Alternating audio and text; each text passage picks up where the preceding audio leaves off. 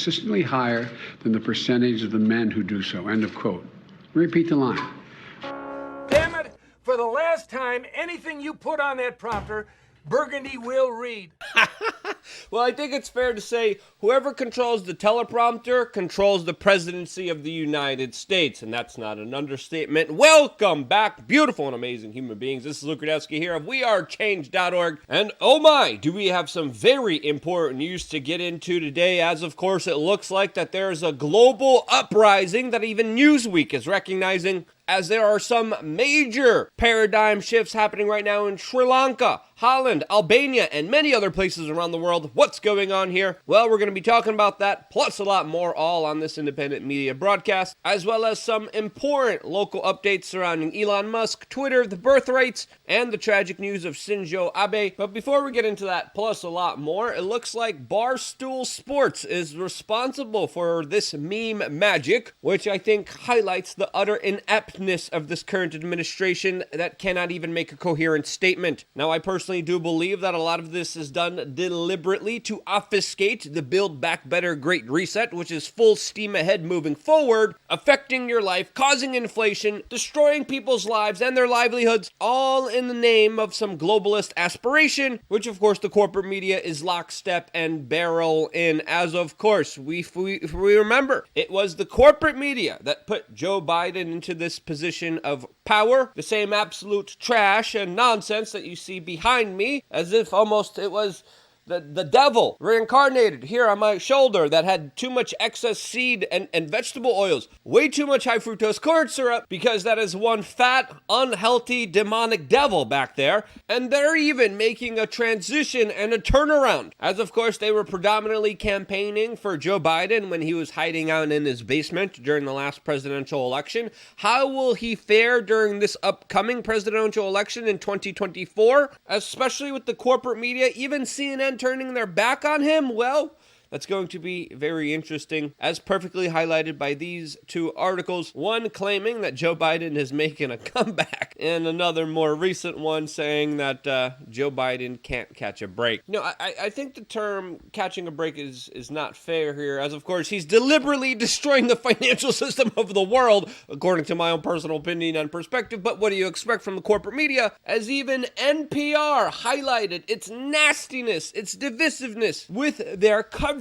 of the assassination of former Japanese Prime Minister Shinzo Abe, a mainly conservative figure that was very popular in Japan, that sadly was taken out over the weekend by a lunatic who made a weapon inside of his own home. In Japan, a lot of weapons are banned. People just made their own weapons. NPR's coverage of this was very eye-opening, as of course it looked like it was denigrating the former prime minister that was sadly taken away from us. And I think during these times we should understand that the corporate authoritative voices here should be doing a lot better, and they're not. They're doing absolutely atrocious, especially when it comes to actually warning the populations of the world about upcoming problems. They have failed to do that in many instances. The people usually end up paying the highest consequences to that, as of course the corporate media is acting more and more like the PR establishment wing of the ruling elites. And one of the problems that they're not talking about is also a problem in Japan right now, and that is the upcoming population crisis coming to the Western world. This is of course something that Elon Musk has been warning about for a very long time, as of course we've been telling you about this for a very long time, as well as of course we've been countering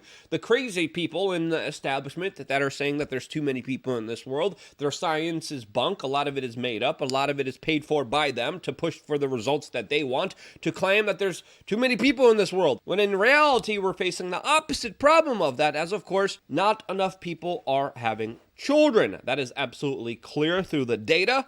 Even according to the Wall Street Journal, that is detailing how U.S. fertility rates have been under replacement levels since the last 50 years. Ryan McIncush had a very interesting article about this that was titled "Vanishing People, the Population Crisis," which I think is definitely worth a read, as the birth rates have even been dropping more dramatically within the last few months in a lot of developed countries like Taiwan, Germany. This specifically highlighting the birth rate of Taiwan, that from 2021 to 2022 of this year has went down 27.66%. Yes, you're hearing that correctly. The birth rates in Taiwan have dropped dramatically just within the last year. There's also very similar trends going on here, as of course Elon Musk has publicly declared that civilization is being sterilized. This of course highlights some very significant consequences, as of course this recent dramatic trend from last year is also happening in Hong Kong and Germany and many other places around the world. What happened last year that is creating this massive drop? Well, probably something that we can't discuss here, but we also have to remember that this conversation is also very convenient for Elon Musk, that over the weekend tweeted that, quote, he's doing his best to help the underpopulation crisis, adding, quote, a collapsing birth rate is the biggest danger civilization faces by far, as it also came out this week that he had secretly become a father to twins with a company executive at his company. All of this is happening as also this week, Elon Musk has announced that he will not be buying Twitter because of the data that he has not received about how many fake users are on the platform. Some people are speculating that he did this just to sell off some of his stock. Again, a lot of this is just speculation by Fortune.com, as a lot of people have announced that they're disappointed that the prospects of Twitter adhering to free speech is no longer a possibility with this announcement by Elon Musk. Now, this decision is going to be a very controversial one, as of course Twitter still wants Elon Musk to buy the company, as of course Twitter's stock is going to go down. Is Elon Musk just trying to get it for a bargain? Is he trying to tank Twitter? Is he going to be supporting a competitor? Did the deal just legitimately fall through? Well, we're going to have to wait to find out, as of course the details are very sparse here. And with upcoming court battles, there still might be a possibility that Elon Musk might be forced to buy the company. Now, before jumping into our main topic of the global uprising and why a lot of very powerful elite people might want to have population control, especially with the upcoming news, we wanted to remind you that if you like this broadcast, you like this message, you like what we're doing, you could very easily support us and also do your part in activism by getting a t-shirt on thebestpoliticalshirts.com. We're working on some brand new designs as we're speaking right now. One of them is a No Step on Dog t-shirt, highlighting, of course, Atlas, that amazing, incredible dog that has been one of my best co-hosts ever. But we're always working on creative designs. There's always something new on thebestpoliticalshirts.com, and she's definitely tired after our walk yesterday. But anyway, whether it's standing up for your body, my choice, or that we need 1984 doses to slow the spread, or that inflation is theft, or whether you really want to support Brandon or make your stand against fake meat, this one's one of my favorite, or let the world know about a larger international trafficking and extortion operation that the U.S. government secretly held for over 30 years while hurting children in unspeakable ways. Whatever may be your cause against the larger disconnect of our society that is crumbling, you, of course, could most likely be able to express that with one of the t-shirts that you could wear out there in the general public and help the important spreading of that particular message. Lots of artsy-fartsy, fashionable statements that you could definitely be making, while at the same time supporting this independent media organization. So if you haven't yet, check out thebestpoliticalshirts.com. And hey, you can even get the shirt that I'm wearing right now, which I think is definitely one of my favorites and gets a lot of positive reactions from a lot of people. The link down in the description below. Now, if you remember on LukeUncensored.com, we told you to keep an eye on a lot of developing countries to see how they're doing as signals for the upcoming unrest that could be coming your way. As of course, these will be the first dominoes to fall, to be affected by the Great Reset, by of course the larger economic turmoil happening right now. And I think it's fair to say that the first domino has already fallen, and that domino, of course, being in Sri Lanka, where the people there are absolutely fed up with a corrupted banking system, corrupted political class that, of course, took whatever they wanted for themselves to the tune of bankrupting the country. Sri Lanka, not a very rich country. The politicians there took whatever they could for themselves, screwing over everyone else, which has led to a larger revolt that we're seeing unfolding right now with this crazy footage of thousands of people literally storming the capital of that country. Now, of course, Sri Lanka's social and political situation didn't help here But you add that to the layers of corruption, and I think it's very fair to say that you're seeing somewhat of an uprising here against the current political class that has essentially screwed over its people. Now, there's many factors to the collapse of Sri Lanka, especially when it comes to the US dollar, especially when it comes to energy prices, but I think it is worth arguing that if it wasn't for a corrupted state, that the severity of this collapse of society wouldn't be as prominent, wouldn't be as severe, where people are literally storming government offices there. And I think Newsweek actually pinpoints a lot of what is being felt by some of the poorest people in this world, as we have an opinion piece by them that was just released a couple days ago that is titled "A Popular Uprising Against the Elites Has Gone Global," specifically detailing the major global protests that are in response, and many times to the green agenda, to the US dollar, to political corruption, to the banking class. Kathleen Johnston also wrote a very interesting piece on her Substack that's titled "Our Entire Civilization is Structured Around Keeping Us from Realizing We Can Do This," highlighting a photo of the storming of the presidential palace in Sri Lanka, saying that this is a, quote, "reoccurring nightmare of any ruler throughout history." This as we're getting more and more crazy photos from Sri Lanka showing the people swimming in the presidential palace. The government there has fully collapsed. There's photos and videos of the president escaping the country, and by and large the police failed at stopping the protesters there, and sadly, with a lot of people's wealth being eviscerated by the current political and banking state, with many of the resources sold to foreign countries, the people of Sri Lanka have a very long road towards rebuilding what was stolen from them. And even though they threw out their current government, they still have a huge amount of problems created by their former political class that is going to be a huge endeavor to deal with. There's also very similar protests right now happening in Albania, another developing country, where thousands of people have come out to the streets to protest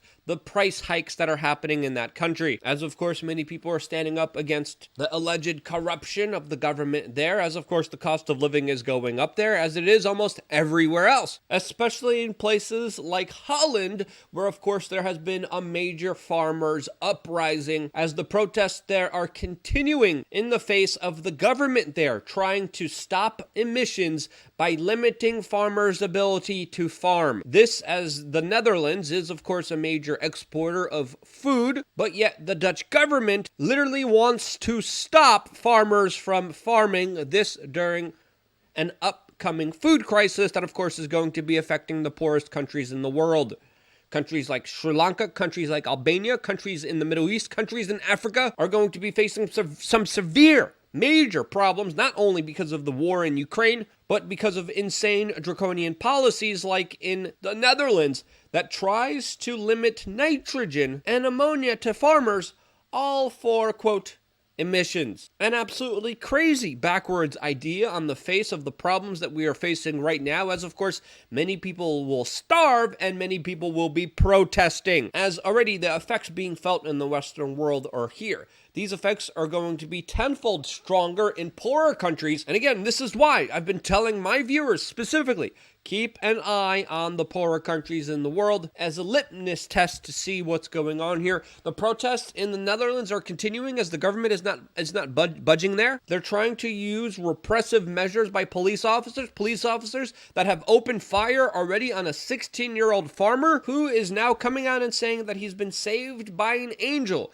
as of course he's highlighting the bullet holes in his tractor that were put in there by what looks like a crazy Dutch police officer that tried to kill him, a 16-year-old, for protesting against the government there. Police officers are arguing that this farmer was going to, of course, hit the police officers with his tractor. Video, of course, proves that they're lying through their teeth, as this 16-year-old right now is, quote, under investigation for manslaughter. Again, the state knows no bounds when it comes to their oppressive nature, trying to hold and wield power and authority over everyone else. A lot of these protesters are sick of government, are sick of restrictions, are sick of regulations, sick of taxes, sick of the government controlling and ruling every aspect of their lives to the point where they can no longer live. As of course, a lot of people are realizing that the power of people is greater than the people in power. And with what happened with the Canadian Canadian truckers, what happened with the French yellow vests, the base of the populist uprising, the fervor, the feeling of the people saying enough is there. And from my social, political, economic perspective and viewpoint from studying and researching this, I think it's fair to say that we could definitely expect a lot more populist uprisings, a lot more chaos, a lot more civil unrest, not just globally in some of the poorer countries, but of course everywhere else, as we are dealing with the consequences of some severe government corruption that is becoming more in your face than ever. Some people might think of this as a good thing, some people might think of this as a bad thing, but whether you like it or not, it's important to quantify it and understand it, as of course it's important to see what's coming our way. And holy cow, there's a lot of pissed off people, there's a lot of instability coming our way, and I think it's fair to say that we could expect some major problems ahead of us. And at the end of the day, it didn't have to be like this, but there's some politicians, some globalists, some corporatists, some multinational bankers that of course want their great reset, and they'll stop at nothing in order to achieve it, and they will resort to all sorts of violence to keep their power. But just like, and as more repressive the state is going to become, we also have to understand that it will also meet a limit to its repression where it no longer works and backfires against them, just like we saw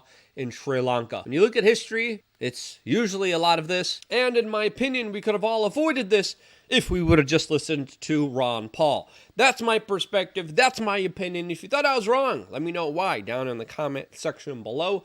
I love constructive criticism. I love being able to hear different perspectives and points of views that I would never naturally hear. So thank you so much for engaging in that chat room, whether you like it or you dislike it. If you do like it, it's more imperative than ever to share this video with your friends and family members. Just double click in the URL, go to one of your messaging services or sites, scroll down randomly, just play a roulette thing, scroll down.